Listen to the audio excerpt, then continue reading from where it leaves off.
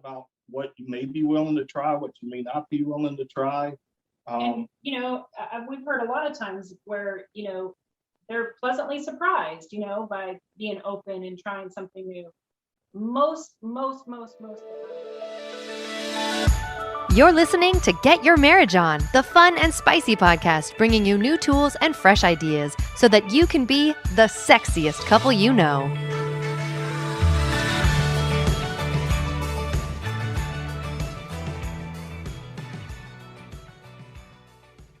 Okay, I'm just really curious. I have a ton of questions when it comes to sex toys. Teresa and Blair are the owners of the website romanticblessings.com, and they were really gracious to have a frank conversation with me about vibrators and sex toys. So I thought I'd record the conversation and put it on the podcast. Anyway, I don't talk a lot about sex toys and things like that on this podcast, mostly because I really want to focus on the relationship and the intimacy dimension to make intimacy and sex great in marriage. But you can't ignore sex toys. They are out there, and for many couples, they can add a lot to the marriage. I've had this view that sex toys were dirty or bad or all about solo masturbation. I had this stigma that they were unsavory, but I'm learning that they can be a great addition to you and your partner's sexual experience. In fact, in the right context, I've learned that they can add to the bonding and the intimacy that makes sex really fulfilling. Toys can also add critical novelty, which is really important for long-term relationships. They can make sex a whole lot of fun, feel new again, be exciting, and of course, be really pleasurable too. I hope this episode gives you some helpful info, whether you're new to toys or really experienced. I hope this information shared helps. With Christmas coming up, perhaps you'll want to try some new things for your marriage after listening. Anyway, welcome to this episode where we talk about sex toys. Teresa and Blair, it's such a pleasure to have you on the podcast today. Thanks for joining me. Thank you, Dan. We appreciate you having us. It's not every day I talk to a couple that sells sex toys for a living, so this is kind of a neat treat for me, I guess. Awesome. I was telling my coworkers right before this that I get to have a talk about sex toys today. And of course, that conversation's a little awkward sometimes. Hopefully today, by the end of our conversation, it feels a little less awkward as you get a little more familiar with what sex toys are and the purposes for sex toys and how it can really bless our marriages. So, absolutely. It was a little uncomfortable when we got into the industry, for sure, from our backgrounds. So I understand that feeling totally. And even today, we're still not always comfortable with talking about everything, but we get more and more as we do more of this. So it's great. Great. And just for our listeners to know, Teresa and Blair, I appreciate your website, romanticblessings.com. It's Christian friendly. I can shop, and I don't come across nudity or anything Correct. like terribly offensive. So Yes, I appreciate that, this context. And we're talking about using these toys in the context of marriage too. So it's a little bit of comforting to talk about this. Absolutely. Well, thank you for that. We've got over 20-something thousand images on our store. So you said you've been through it. I personally have been through every image and made sure there's no nudity or anything that would offend people. They feel comfortable shopping. We don't sell toys that are realistic because, from a Christian perspective, we don't want people to think they're bringing somebody else into the marriage. So there are a number of things about our store that we feel make it stand out as a Christian store. So sure. Great. Anyway, what are 4 or 5 reasons? What are a couple reasons why a person may want to think about using a vibrator? Yeah. Well, I think the best one, or the first one that comes to mind, is just to try something new, right? Uh-huh. Just to bring a little, we've been married 23 years now.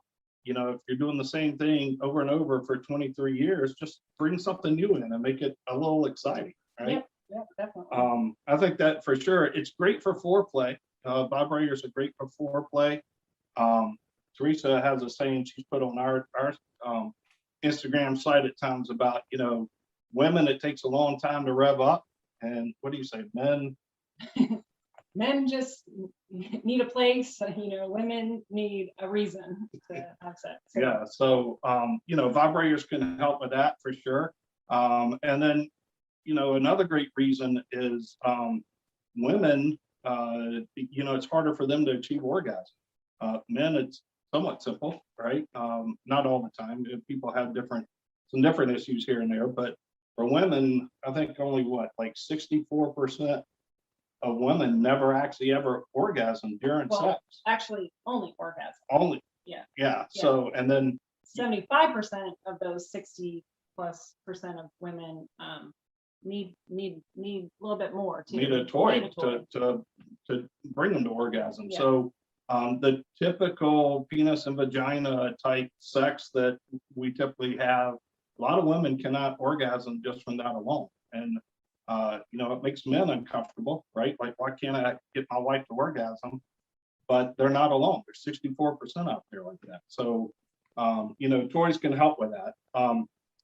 Vibrators can, a lot, and we talk about the women, but the men suffer. There are a lot of men that suffer from erectile issues, whether it's a ED or just slow or premature ejaculation or things like that. And, a lot of that's about the blood flow, right? Both for the woman and the clitoris, the man and the penis. And so vibrators can get the blood moving and help a lot with those types of things. So, and there's just a lot of different types of vibrators too. So, certain different vibrators can give a different type of feel. So if you're looking for a different type of feel, obviously there's just lots of different types of orgasms. So if you would like to explore different orgasms, those are a great thing. And they're just fun. And they're just fun. And it just, it helps kind of the bond between the husband and wife as well. So Yeah. So Teresa, have you always been comfortable with vibrators, or is this something that you've had to kind of get comfortable with later on? We've been married 23 years, so pretty early on in our marriage, we started using vibrators.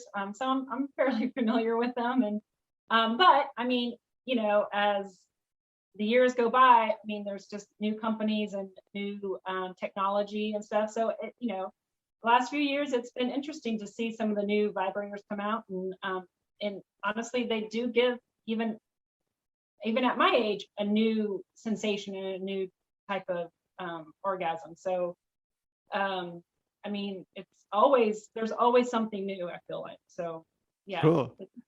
And hopefully today we can talk about what's new and what's available. But before I go there, I just wanted to for me and my wife, we don't have a lot of experience with toys. We've, purchased a vibrator before and we use it on occasion, but it was a big deal for us, to jump to that step. It felt like a big step for us. And I don't think we're alone. I think a lot of couples have a lot of hesitancy around introducing a toy into their marriage. Can you tell me what are the common reasons why and myths around toys? Why do people have hangups over this? Yeah. So, just start a little historically, sex toys have been around for over 3,000 years, right? And you can 3,000 years. Yeah, believe it or not. What were the early 3,000-year-old sex toys like? I don't know if I'd want to use one 3,000 years old, but and years ago they started off kind of as massagers. That's what they used to call them, massagers, back massagers, whatever. Nobody would in public use that term vibrator, right? But now they've grown so common. You can walk in any Walgreens, CVS, any drugstore, and the vibrators are right there on the shelves with the condoms, and they're just But some of the myths come. Of course, we're a Christian site, so from a Christian background, my father is a retired minister, and I grew up in the church, and to this day, of course, he's retired now. But to this day, I never heard him ever preach one single sermon on sex. And if you think about my age and growing up, in church, you don't talk about it. Actually, the only time it is talked about is don't do it, right? Right. Mm-hmm. That's all you hear. Don't do it, right? Until you're married, but don't do it. So, for people growing up, if they had any talk of sex at all in the church environment, it was all about, don't do it. And it brings a negative connotation. So when people go on their honeymoon and their first night, how do we expect? The church never taught them. If they've had any knowledge at all, it's from the secular world. Or their right? parents. Some parents Or- do teach, if you're lucky. Right. But parents aren't going to tell kids about toys, right? So I mean, a lot of young Christian couples go into their honeymoon. If they're Christian, they save themselves for marriage, not knowing anything and only being told all their lives, do not do it, right? And so there's just a big myth and misunderstanding around that, like sex is bad, and we kind of have to retrain ourselves that sex is good, right? And actually, Teresa, we've talked about this. If you look through the Bible, right, sex is not talked about much in the Bible, other than a man knows his wife and they had a kid or whatever. But the three main, if you go through all the Bible, and there's a couple we won't mention here, but three main summaries that you see in the Bible about sex, right, is only when you're married, between a man and a woman. Don't have sex with somebody of the same sex, right? And sex is a gift from God. And those are the three main things, right? But and it's a gift from God to be enjoyed to the fullest. And so, but if you read throughout the Bible and Scripture, there is nothing ever mentioned in the Bible between a man and a wife in marriage that is ever mentioned as a sin to do with sex, right? As a matter of fact, it talks about enjoying it as much as you can. If you read the Song of Songs, right, and all the imagery there about enjoy my cup and my fawns as much as you want, or in Corinthians, 2 Corinthians, it talks about a man and a wife should come together and only separate except for a time of prayer, so that Satan doesn't get in between them. So in the Bible, it doesn't say anything you shouldn't be doing. People like to interpret that way, but it doesn't, as long as you're within marriage, right? If you go outside marriage, it does say that. And that sometimes it does talk about it within a marriage. It says, enjoy to your heart's content, right? So we grow up thinking it's bad. We've got to retrain ourselves. It's good. God meant for it to be good. So, some of the other myths are, as a man, why can't I give my wife an orgasm, right? Why does she need a toy to have an orgasm, right? It may make me feel less manly. And those are, sex. You can have great sex and add a toy, right? It's not like one or the other. They're not diametrically opposed. So, and I just think it's lack of knowledge too. Information is power. So the more you learn about these things and know how they work and how they can work and enhance, then I just think, that'll help. And I think a lot of people just don't take the time to really, educate themselves on it too. Yeah. There's a lot of embarrassment, a lot of fears. People think, hey, if I'm a Christian couple, people know me. If they see a toy show up at my doorstep, they're going to think I'm weird. I'm kinky, something's wrong with us, right? Or if I try that toy, that's really out there. I'm not one of those evil people you see in pornography. There's a lot of myths, and most of the connotations we have around toys has been drummed into us in society. Either don't do it, it's not good, our church tells us that, or we think of it just as pornography or whatever. And it's, we've got to get back to where, like I said, sex in a marriage is a gift from God, and it's to be enjoyed. And He built it so that we would want to come, it would keep us together. And as He clearly says, like I mentioned in Corinthians, the more you're together, the less chance there is for sin to come in the world, right? You're not lusting after somebody else. So, so those are all myths that we just have to get around and understand that they're really not bad. It's like anything else. They're inherently not bad. It's how you use them, or if you do it bad, that makes things bad, right? So kind of like money. Money can be good or evil depending on how you spend it, right? So, if it's well-intentioned and it's there to make you closer together, and you're doing it for your spouse and you're only doing it within marriage, I think they're great. Yep. I think there's also the stigma around toys, vibrators, that's there for masturbation, in that you're taking your sexuality away from your marriage and like saying, I don't need a husband anymore, or I don't need a wife anymore. I could take care of my own needs alone. Yeah. And I would agree with that. We don't advocate that. That's, we don't advocate that. We advocate that you use it together and stuff.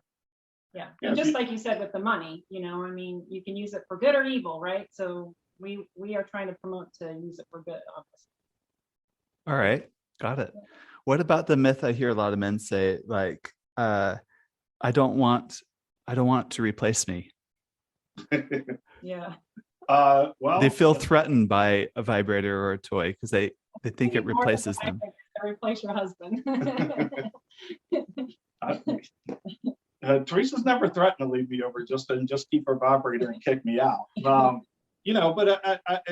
for men, if you grow up that way, with all the stereotypes about being a real man, and I grew up where everybody's talking about how you based your worth on how many women you could attract, and how how you please them, and how you perform, and size, and all that's based on your worth, right? So toys can, if you come out with that attitude, toys can be threatening. But if you have good communication, like you talked about, if you're comfortable in your marriage, and you talk about these things, the toys can really add an extra kind of jolt, and it doesn't have to threaten people's manhood by any means, right? Yeah, and just communicate with each other too. And if you have those myths, and if you're worried, you said earlier one thing about praying. Yeah, you can definitely pray, and pray together and pray separately about those hang-ups that you might have, or that you can think your spouse has those sort of hang-ups for sure.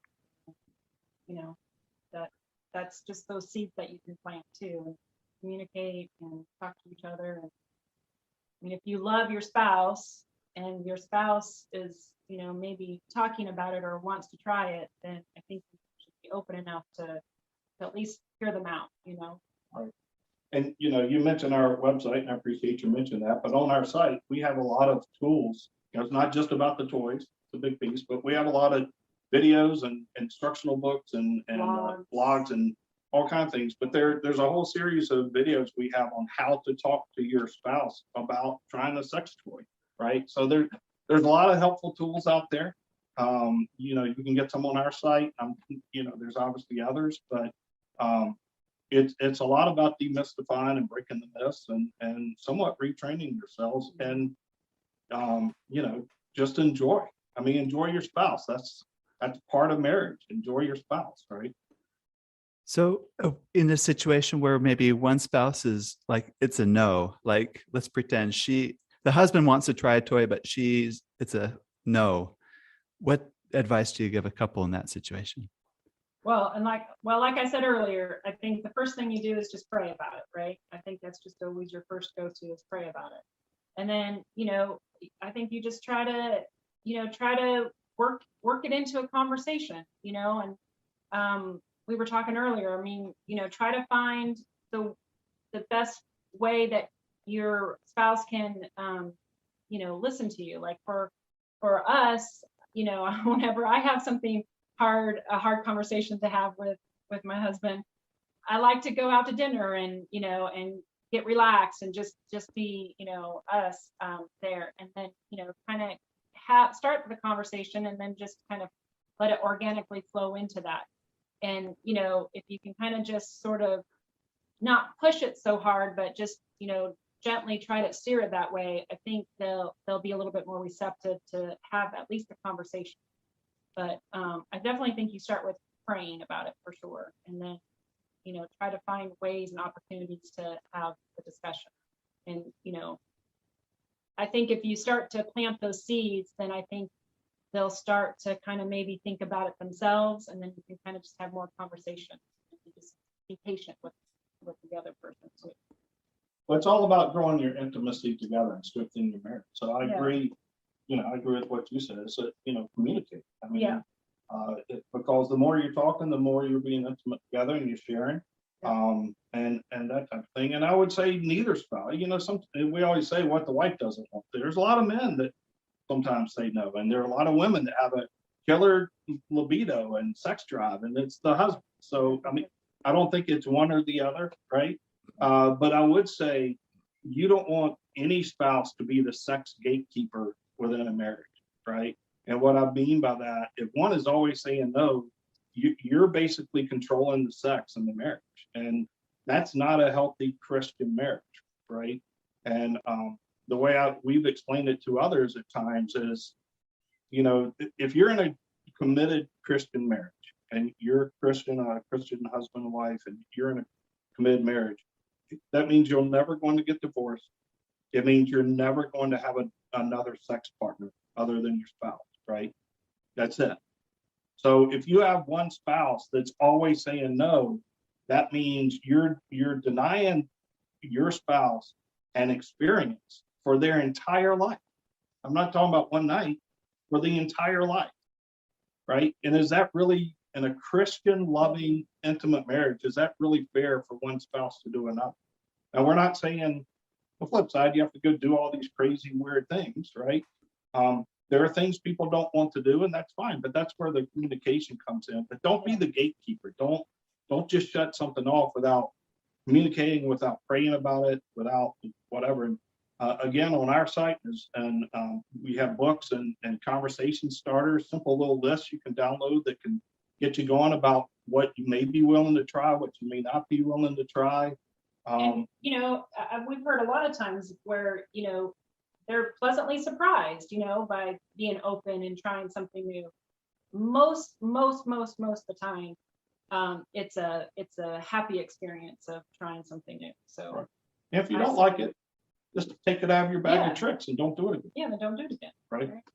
So you've got to try those things, explore it. If hopefully you're gonna have a long marriage. Like I said, we're 23 years. My parents just this year celebrated their 63rd year.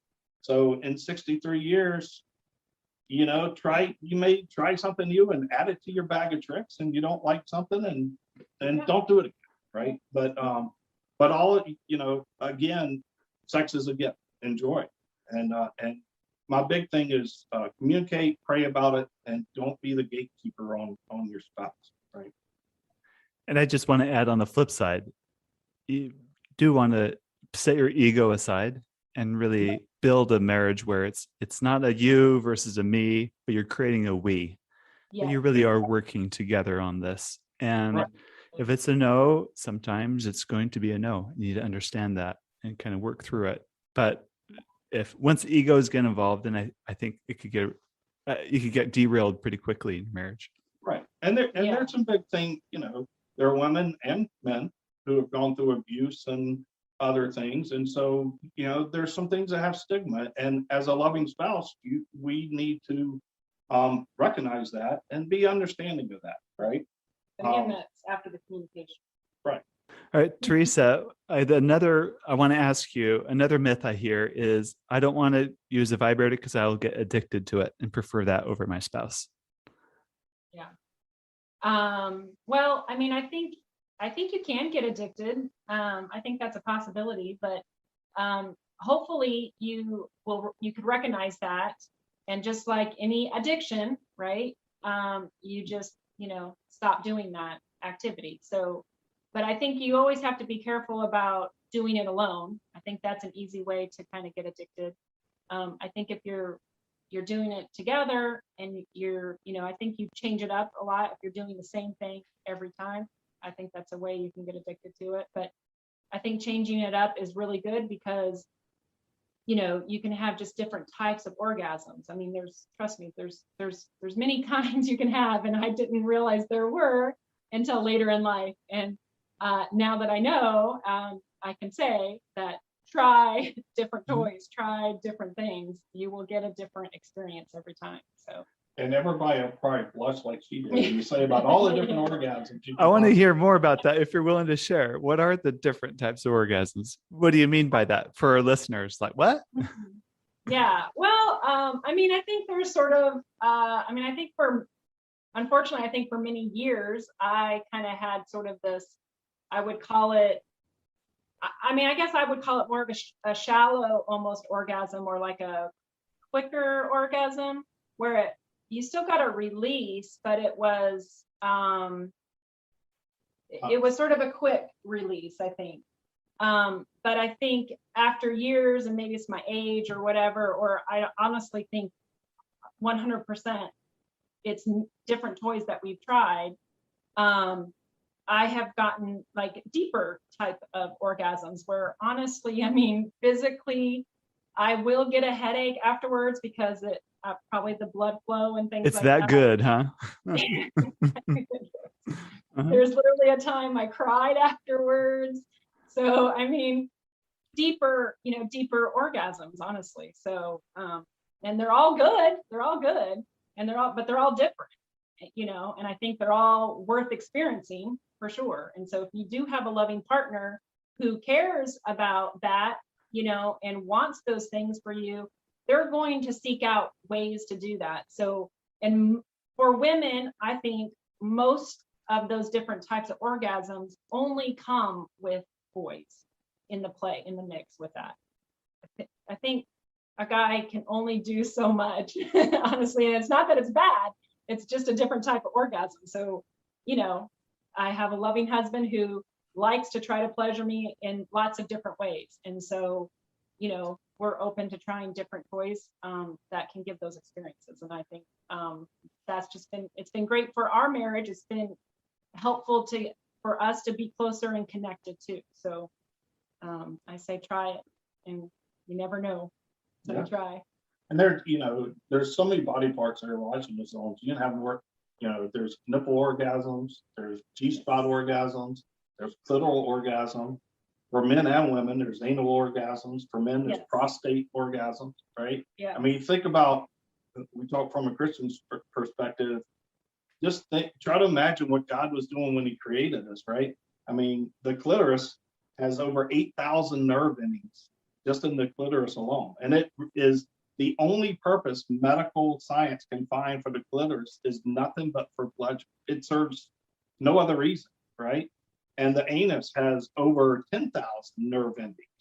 I mean, why would God build a person with all those nerve endings right there, right? If not for it can lead to different types of pleasure and orgasm, right?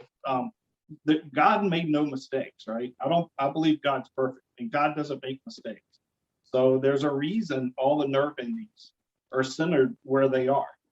And I think a lot of that is to bring spouses closer together through pleasure and the pleasure they feel with each other, right? So, but you don't know about all those types of orgasms if you're just doing the same thing all the time. And, back to your myth, as a man, speaking for myself, I don't know if I can speak for every man because I'm weird sometimes, but, the more pleasure I see my wife have, the better I feel about me.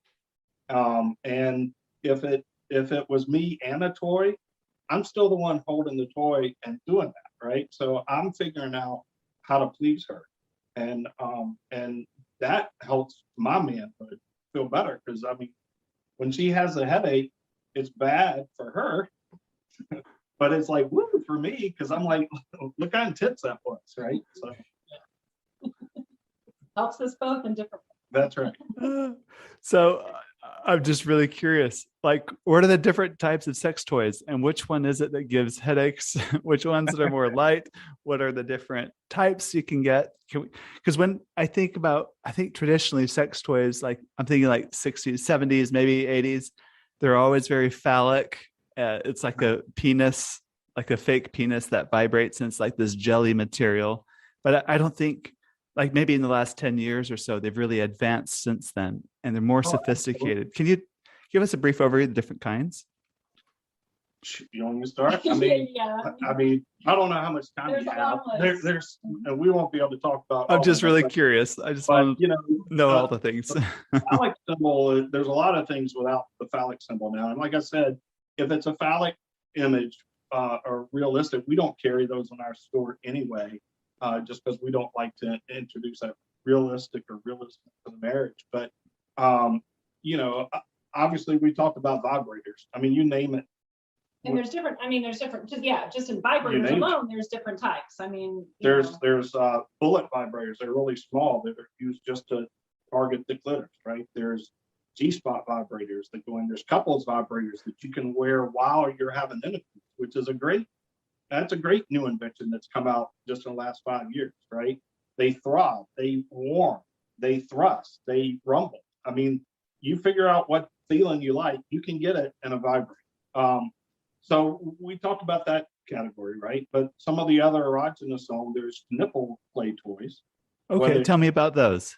Yeah. So whether it's cream for tingly, Yeah, or cool or warm sensation. There's Right. lots of all of that. some people like the suction. You can get little suction cups to or clamps. Vibrator. Nipple. I mean, they combine the vibrators with the clamps, right? But a lot of sensitivity throughout your body is about the blood flow, right? So the suction cups on nipples for men and women, it just sucks the blood into the nipple. It makes it that much more sensitive, right? There's anal and prostate play. So there's a bunch of anal toys that for men, target the P spot, right? The prostate. For people who don't know what a P spot is, can you explain that? Sure. It's a little, it's somewhat like a woman's G spot for a man, right? Okay. But everybody has heard of prostate cancer. So everybody knows men have prostates. And the prostate is this little bulb like that's inside the anus. And it connects up through a lot of the penis tools. I'm not a medical person, so I may be saying a little medically wrong. I don't want to get challenged there, but it's in the anus. And like I said earlier, there's over 10,000 nerve endings right there in that spot, right? So men, a lot of men can have an orgasm just from a woman playing with his P spot or the prostate. And actually, it's very helpful. One of the ways to reduce the chance of prostate cancer is for a man to have prostate orgasms because it clears all the buildup out, right? And so it's a great thing. And so there are toys that are made just to target the P spot. They come in all kinds of sizes. If if it's new for you or you're worried about it, we were talking this earlier. I actually had a minister friend of mine when we were talking about us opening the store. He said, "Well, I'm good with everything on here except the anal toys you have. But, you can't put anything near my butt because it'll stretch it out, and I'll have incontinence the rest of my life." And that's just not true, right? I mean, you have two sphincter rings inside your anus. Not to get too medical, and again, I'm no doctor, but they expand and contract just like a vagina does when you're giving birth, and so it's a muscle. And the more you work with it and train it, it'll accommodate, and it can accommodate different sizes, or it can be very small, or start with a pink, right? So there's those. There's lots of toys for penises, whether it's a penis vibrator. There's penis rings. There's erection enhancers. And, I don't think there's any man that's not worried about the size, but you can get girth to expand the girth. You can get length extenders. Pumps. There's pumps for the penis to help them grow and bring the blood in. Same thing for the labia on the vagina. There's the new thing that's really cool that we've been selling a lot of that's just come out in the last couple of years, Dan, is they call them long distance toys. All right. That sounds fun. Yeah, Bob, Lilo, a couple others make some great long distance toys. And basically what those are is they connect to through Bluetooth, through your phone or your iPad or through your computer with an app. And there's some that are men toys or some that are women. And they're great I travel for a living, right? I'm gone 2 weeks out of the month every month for my other real job. They're great because I can be 12 states away and we can connect the toys together. And with video conferencing like this, it's like being right there together if you travel. And we actually sell a lot of those to military because they'll have a spouse that's overseas. And I was joking with Teresa about this when we had so many militaries. Like, I don't know what they're doing on the base over in Afghanistan and Iraq to have a toy and a computer. That's not my business, but I find it kind of funny. But they're great to keep couples together even when you're apart. So those are some new toys that have come out. There's remote control tools. Some people want to get frisky and at the grocery store. At a grocery store or at a restaurant. How long can you last? Way to keep your husband to go get groceries. Absolutely. And of course, there's sexual deprivation type toys, whether it's ropes or bondage or blindfolds or, they come in all leather, vinyl, silk, pads, you name it, right? But those, they can take away a little sense of control, or they can take away one of your senses, like a blindfold takes away sight. It's exciting. Definitely What's coming different next, Yeah. right? Mm. So there's all those. And just two others I'll mention real quick. There's sex furniture are great. They come in wedges, pillows. You can get full lounges that look like real furniture that can double as a sex toy. But those are great. People, they give you different angles than you get just laying flat on the bed. So that's great. But the other thing, I have a really bad back and a slip disc in my neck, and a lot of people deal with different physical things, and the sex furniture can give you support, and like lumbar support or something else that helps with stamina, because now my body's not hurting, I can go longer. So sex furniture is a great thing. And the last thing I'll mention are lubricants, and they come water-based, silicone-based, oil-based. We can talk about the different things for those, but they come flavored. They're massage oils. They're, They can have a warming Right. sensation or a cooling sensation. Yeah. Yeah. So there's just, those are some of the toys that come off, and then some things you may not consider toys, but can still enhance lingerie, candles, right? Set the mood, but some of the candles now drip, right? So you can play with hot wax. Yeah. You definitely want to use all your senses. Yeah, In the absolutely. experience. So visual, sense of smell, all of those play into your experience. So you definitely Right. want that. And there's all kind of edible toys now. There's edible underwear for men and women. There's edible body paint. Yes. There's edible chocolate, flavored lubricant. chocolate paint. Yeah. Yeah, if you like oral sex, or what's your new one? Oh, well, this is It's not toys. Yeah, itself. what's your new favorite toy? what we sell. But lately, I have enjoyed getting grapefruits and cutting them and putting that on the penis, and that is my type of lube. I'm more of an organic, natural flavor kind of person. So A little sweet and sour there, huh? exactly. If you haven't heard of that, Google grapefruiting Yeah. and see what it is. But that's a great new thing too. So there, yeah, anything can be like that, and they're made out of all kind of materials, but they're just, there's all kind of, there's a ton of toys, right? There's a ton of toys, and what we suggest, hey, a great date night, get a glass of wine, take all the clothes off, get the kids out of the way, lay in bed, get on our website, romanticblessings.com, and just go look at all the toys and start making a list of, talk about how that may feel or that may not feel or whatever, and make a list. And, once every 2 months or once every so often, pick a toy off your wish list and get it and try it out, right? Or new lingerie.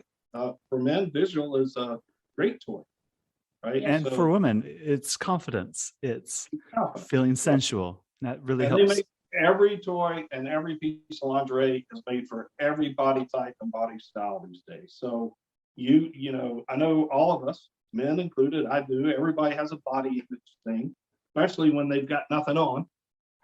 But there's all kind of flattering lingerie and clothes and things that are made for different body types. And so don't limit your sexual enjoyment with your spouse because of body image, right? That's something we've got to talk about and get over and deal with. Yep. And I'm not putting people down because I have body image issues. So I'm talking about myself, right? So you talked about materials also. Can we talk about that? What are the different materials these sex toys are made of? What do you look for and what do you avoid? You want to talk about what you look for? The number one thing you look for. What is it called? Body safe rating. Yeah. Is what you want to look for. Body safe rake? Rating. You always Okay. want to find toys that say they're body safe. Typically, you'll see those with silicone toys, but body safe, especially for any insertable toy. you definitely want to make sure. And on our site, we have icons and additional info that give all that information out to tell you whether it's body safe or not. But that typically means there's no latex in it, for allergens. We sell a lot of lubricants that are organic and natural, so they're help with allergens. But the body safe, you want no latex, no parabens. You don't want made out of parabens. We sell a lot of toys where we make sure there's no animal testing and animal products in it. But the big thing is look for that word body safe. And you'll see that in silicone, mostly silicone toys, some plastic blends, and you'll see it in some, combinations of those, right?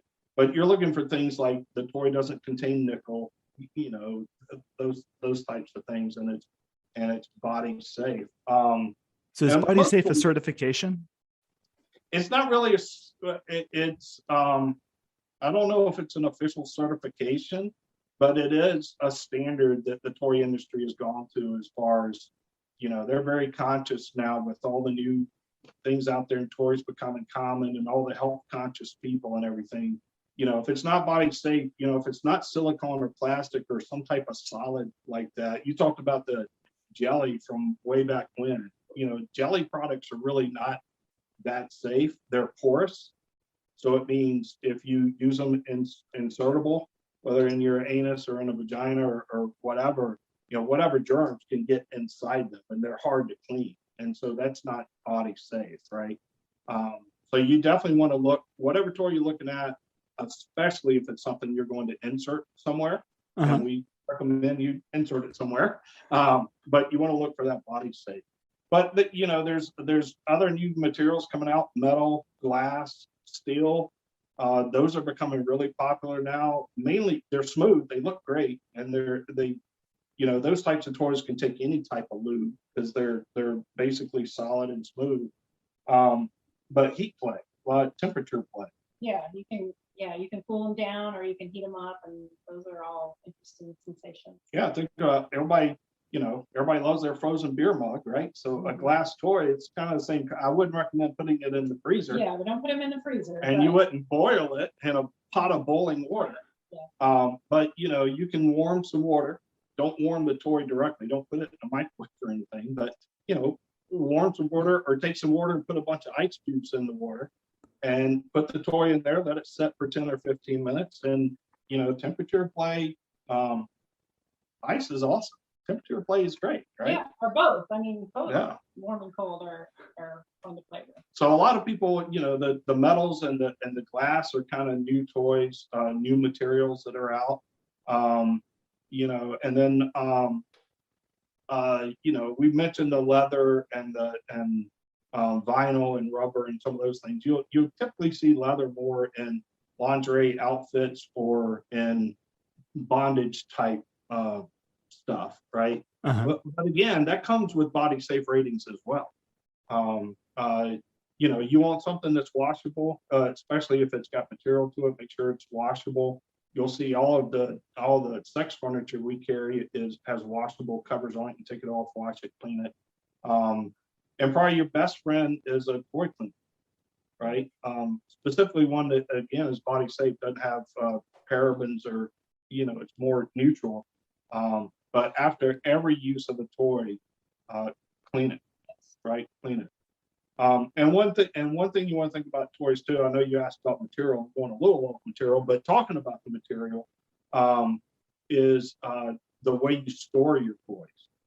So a lot of people will immediately rip off the packaging and toss the packaging, keep the toy. And unfortunately, as much as there's no nudity on our site, we don't control the packaging of the product. The product package. Now when it ships, it comes in a plain brown box with no, that's all discreet. But once you open it up, there may be images or things that I would prefer not on there, but we can't control that. That comes from the manufacturer. But so a lot of people throw that packaging away. But if you take two silicone toys and store them touching each other together, they will actually melt each other, or it will corrode each other, and it'll ruin your toy, right? So a good thing about a lot of the packaging is keep at least the product itself, you know, the little plastic, you can throw the box away, but and put your product when you're done, clean it and put it back in its original packaging, and that'll keep it safe for the next time you want to use it. One And then thing the we other- appreciate about the Lilo product we bought is it comes with a little silk black bag to store it in. I thought that was really, now I know why. A lot of them come with travel locks now. So if you travel with toys, they won't start buzzing in your carry-on suitcase. They have. That's why a lot of people get frustrated, but we'll get calls sometimes. Hey, my toy won't turn on, right? Well, it's because you got to hold the button down for 3 seconds to get it to come on. You don't just push it. But that's a travel lock, so that if you happen to be flying, if you have it or anywhere, it doesn't just set itself off and the stewardess like, hey, what's that buzzing sound? Or, that's not good. On row 39C, there's some. Yeah, exactly. It could be quite embarrassing. Not that I would know, but it could be quite embarrassing. And then, the last thing I would mention is the lubricants, because there are 3 types. You talk about materials. So there's a silicone base, there's a water base, there's a oil base, and then there's a combination of those 3 mixed together. We would highly recommend water base for almost every toy you use, except for some insertables. And, specifically for anal play, we would highly recommend silicone. It's thicker. It provides more of a cushion. It's a lot silicone's thicker. It'll last longer. I mean, you can take, I don't have any with me, but you could actually put some silicone lube on your finger and hold, it's kind of like Dairy Queen does with the Blizzard. You could hold it. Yeah. It's very viscous. Yeah, exactly. So, and that's good. But, read your toys, your cautions. Some toys, silicone lube will ruin the toy, and you want to look at that. That's why we typically would recommend water-based, because it's safer for toys. But for some insertable stuff, I would say silicone. And then, as we warned earlier, always don't use these. A lot of anal lubes come with desensitizing, numbing kind of medicine in them, or agents or ingredients. And we don't sell anything on our store that has desensitizing in it. But that's never a good idea, right? And if you're trying something new, whether it's anal sex or anything else, pain is actually your friend. And if it hurts, you want to stop. You want to slow down. We talked about how to talk about things in communication. And if you're trying something new, stop. Do it slow. Be very slow. Stop every couple seconds and ask your spouse, how are you doing? Does this feel good? Should I do it different or whatever? And when you use that desensitizing, when you use a product that has that in it, you can't feel that. And you could cause some internal injuries that you probably don't want to go to the emergency room for, right? So I would stay away from any desensitizing thing, but I don't know. What's your thoughts on all that? Yeah, I thought that was all. Sorry, I mean, do all talking there. Okay, I mean, so a lot of like flavored lubes too, but I'm personally not a big fan of the flavors sometimes, but to me, I just generally They're don't like a sugar-free, lot. no? Yeah, they're just generally a little bit sweeter than what I like, but I mean, some people like that. Although last month you did ask if we were adding any Yeah, I was just about to say, although I am curious about like the pumpkin flavor and cinnamon flavors, so I might give that a try. that are out for the holidays now. So Yeah. that's awesome. That's awesome. I've also heard sometimes you can put a condom over it before you insert too, and that's an option too. that's Yes, always that's an true. option, Yep. right? And then you Yep. can use any lubricant that's safe with the condom With the if condom. the toy itself can't handle it. Yeah, absolutely. And it's a great way to go. And so I mean, anything to be safe. But we definitely want you. It's not fun if you're in pain and you're not being safe. So we definitely, condoms are great. The lubes are great. But I would always say wetter is better, right? Just remember that phrase. Wetter is better. If you only buy one product ever to help your sex life and marriage, buy lubricant, because you can never have enough lubricant, right? And your favorite. And your favorite Lubes are lube. different. Like we've used some lubes where like it actually is painful for me. And so we have discovered one I really do like. And so we always make sure we have enough of that. You've got to find the right lube that works for you. And we've got a 5-gallon drum of that out. A 3-month supply. Yeah, exactly. We have a favorite lubricant too. So, all right.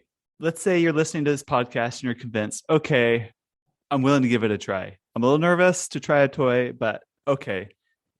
Any advice for a first-time shopper, what to look for or what to consider?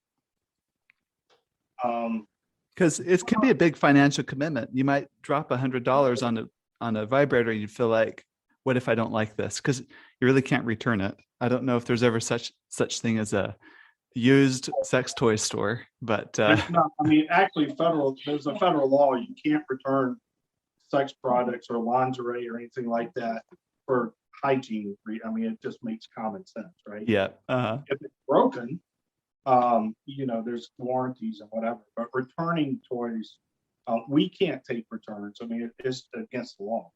We can't do it. I had one customer that insisted on doing a return, and we have a 30-day guarantee. Not for the purpose of just sending any toy back, but if you're really unsatisfied, we'll give you your money back, right? And if it's broken. Definitely if it's broken. Yeah. But he sent it back and he said, I'm going to send it back, but I know you're just trying to resell it or whatever. So, but he was adamant he was going to return it. So I gave him an address and then I made a video of us destroying the toys, right? Because legally I can't take return. I can't do anything with them. And so I sent him the video to show him. But first time. But if you're first time, we talked about the negative. There's not that much negative. But to your point about trying them out. Yeah, for the first time, I would go with a vibrator. I think vibrators would be a pretty good start and a pretty good chance at being happy with. So I would certainly start with a vibrator, and you don't have to get too fancy.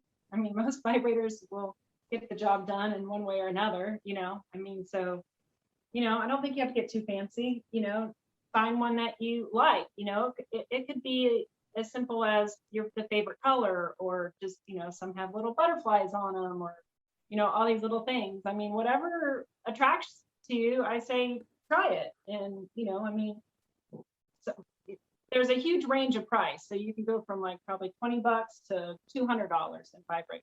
If it's really your first time, I personally wouldn't invest $200 in it. I would invest, 20, 50, maybe bucks. I don't think that's a bad investment to pleasure, honestly. So I say you just try whatever attracts to you, and you start there, right? You got to have a starting point. So once you start there, then you can kind of figure out what you like or what you don't like, and go from there. Yeah.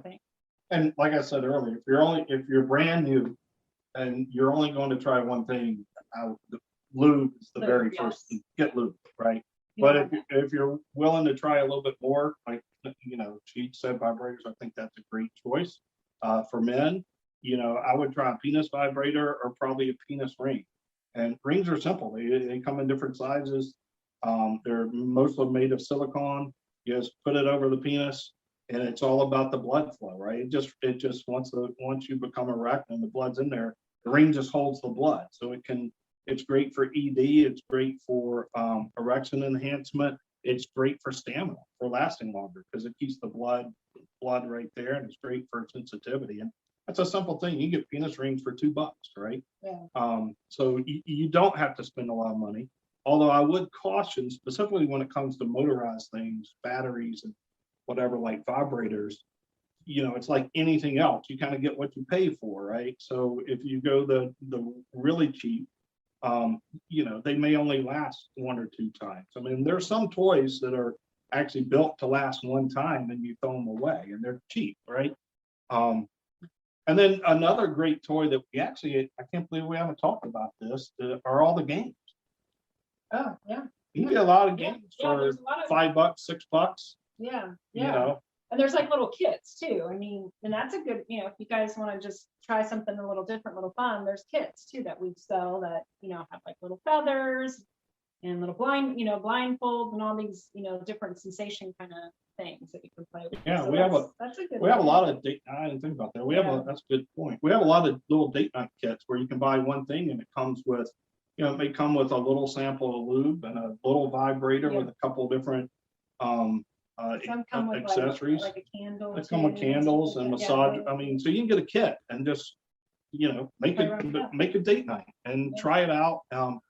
But the biggest advice I can give to people, and we have a whole section of videos and things just on, if you're new to sex toys, here's what to try, right? But the advice in those, and the biggest advice we would give is, again, communicate, talk about, think about what made you feel good in sex, right? Do you like thrusting? Do you like it deep? Do you like it rumbly? Do you like it fast? Do you like it slow? Do you like pinpoint on your clitoris, right? Yeah. Or do you like, other parts of your body being touched, Right. at the same time and things like that? Yeah, definitely take And stock then- of what you like. And then for your first time, find a toy that matches that sensation that you like.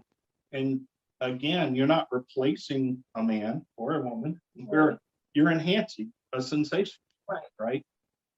And so that's always a great place to start, is think about things that you already know you like and find a toy that helps that sensation just be better.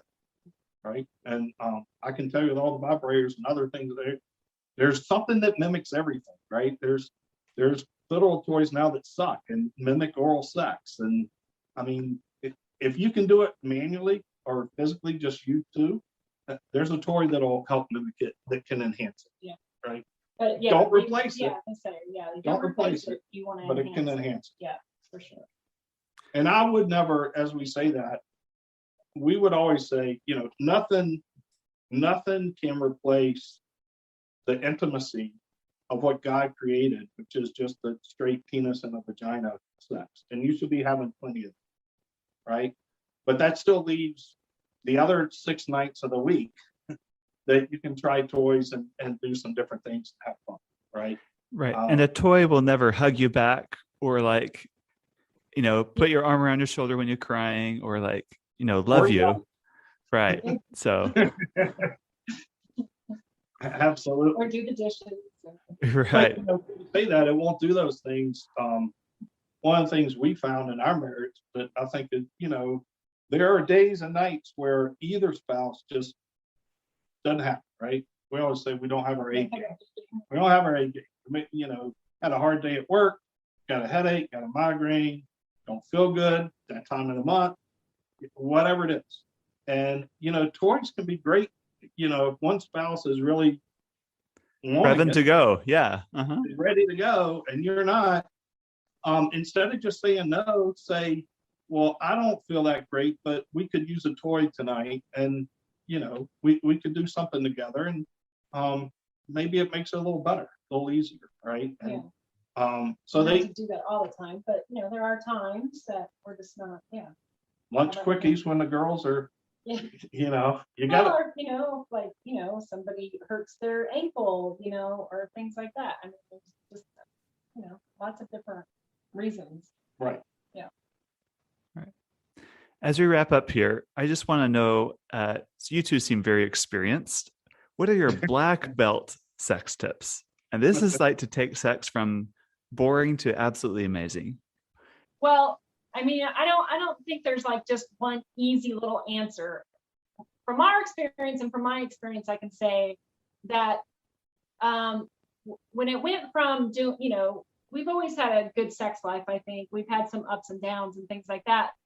But I think in the last few years or so, I do feel like it went kind of from good to great. And I think some of that came from, though, us just learning more information about the body, how it works, what brings a woman pleasure, what brings a man pleasure. We just learned, we just started learning more about that stuff. We started listening to podcasts, we started reading books. Like yours and others. We started really doing a lot of research. And I think, by doing all of that, I think it helped both of us just learn the other sex body.